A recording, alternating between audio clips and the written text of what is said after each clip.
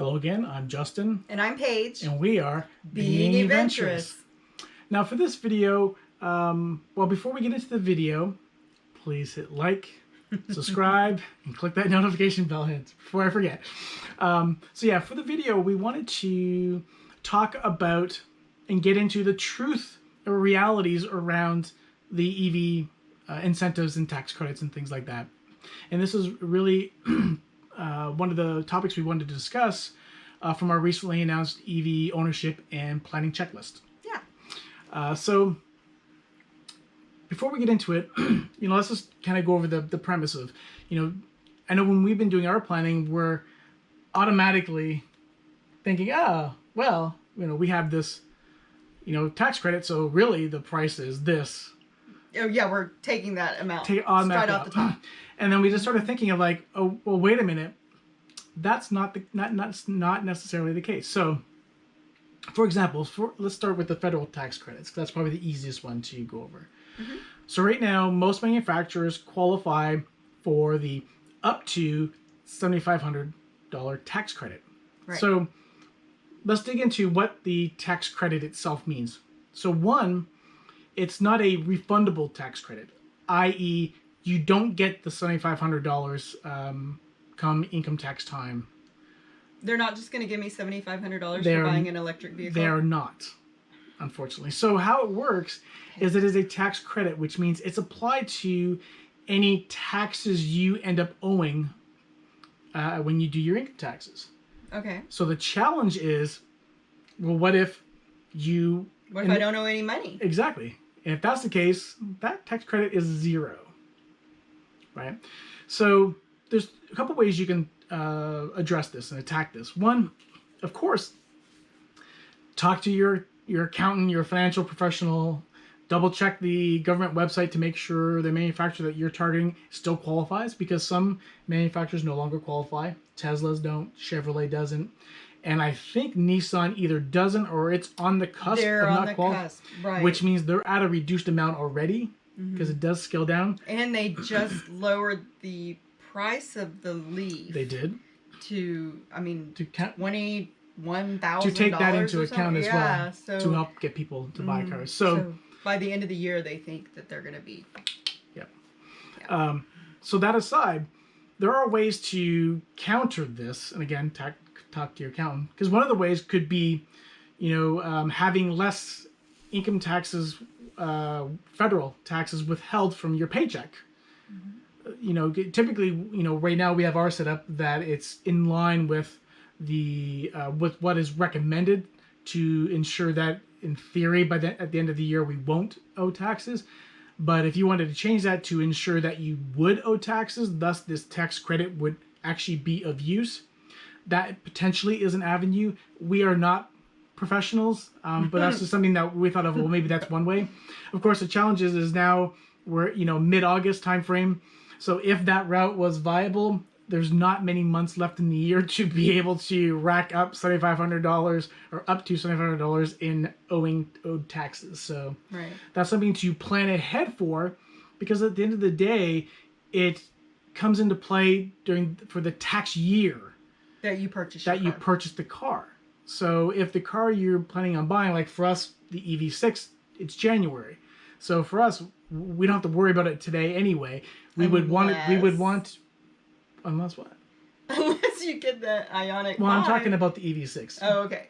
For the EV6, we wouldn't have to worry about it until the new year. Thus, we have time to talk to our accountant to line up, what we can do to help incur up to a $7,500 tax liability in order to get the benefit of the tax credit.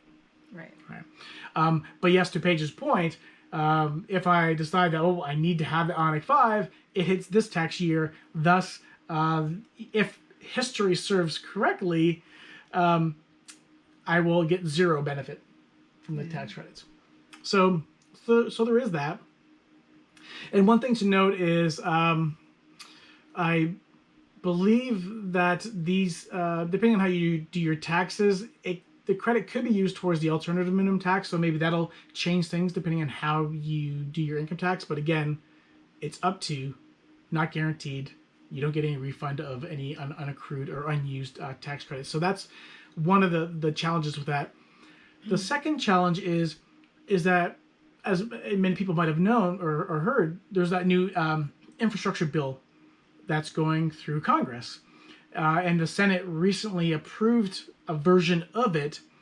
And in that version, it is amending and updating the EV tax credit section. Right?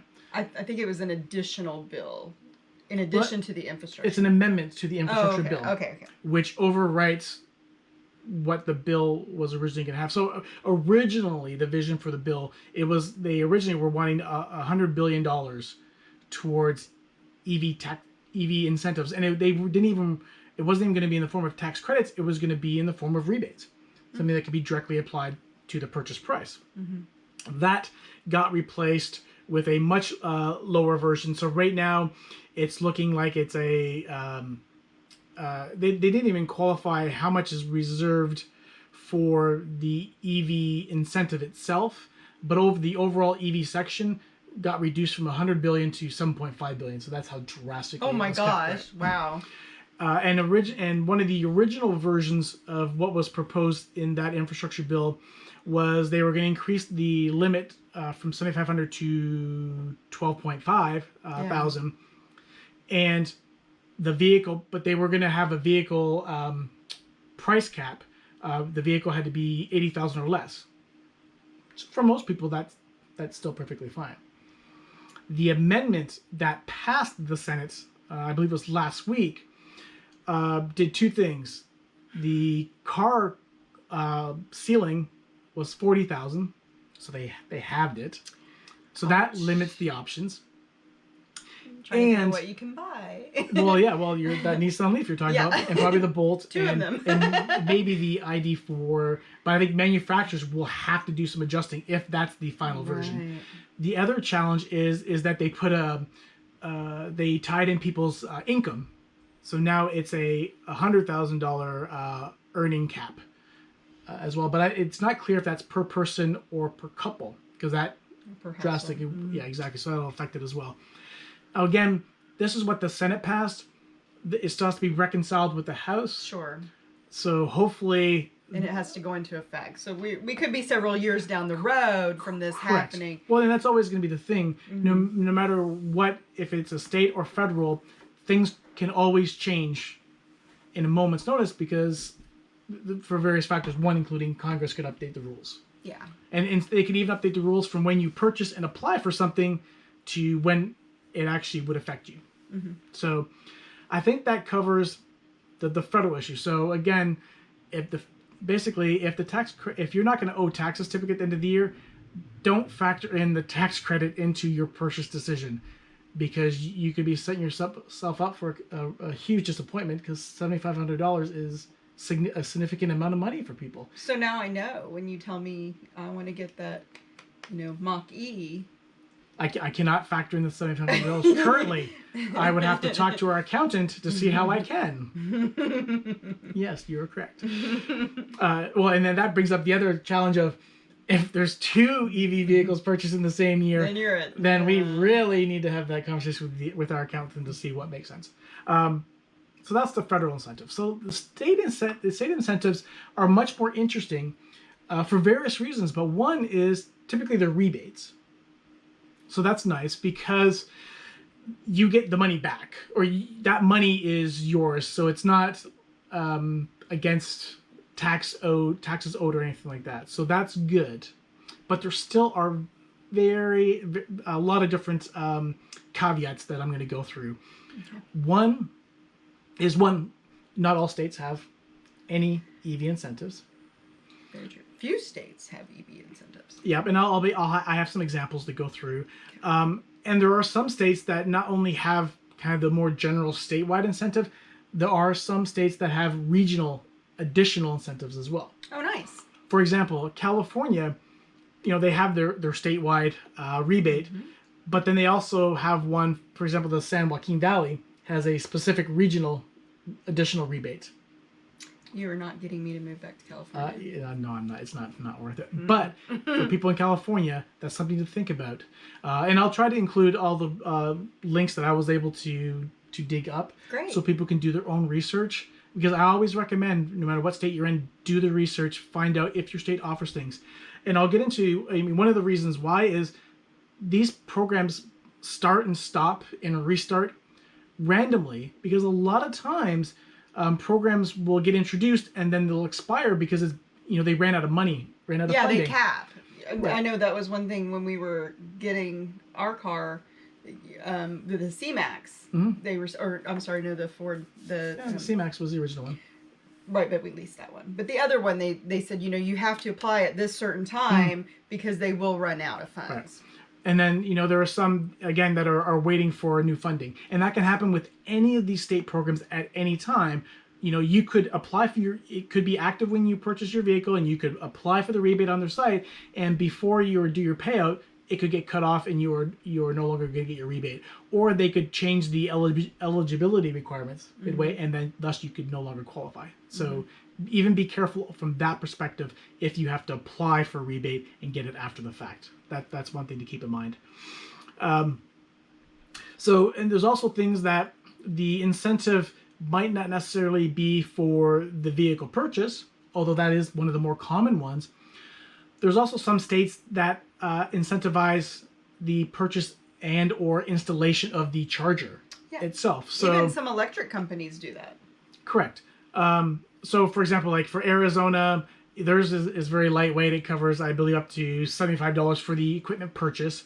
But then you have other states like Maryland and Delaware that offer up to a set amount for the purchase and installation of that equipment.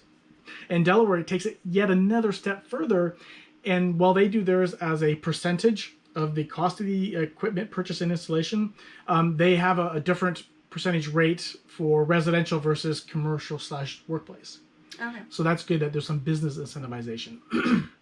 I believe Texas has that business incentivization as well. Possibly. I didn't see the business one on the Texas site, but it could be there for sure. Again, keep in mind, rebates can take months to receive, especially if it's pending additional funding, because that could take... processing time delays are to be expected for the most part, but if you're waiting on funding, then that could just add months to the process. So you're saying don't plan that big Disney cruise for Christmas with your rebate? Or any cruise for Christmas, because it's COVID. Oh, yeah, I guess so. But yeah, yes. Also, because every state, if they do have incentives, the limits differ per state, of course. There's also, in some states, where the limits differ if you purchase versus if you lease. Right. And Makes usually sense. Lease is less of incentive versus purchase, as it seems. But then that also brings up the conversation of between purchase and leasing. That'll affect whether you get the direct impact of the rebate versus the delayed impact. I.e., if you're leasing, a lot of times you'll get that rebate instantly because the dealer is the one that will apply for it and get it months later. So they'll directly give that to you directly, versus if you finance, you obviously have to wait. So there is that. The other thing to think about is a part of that new versus used conversation, right?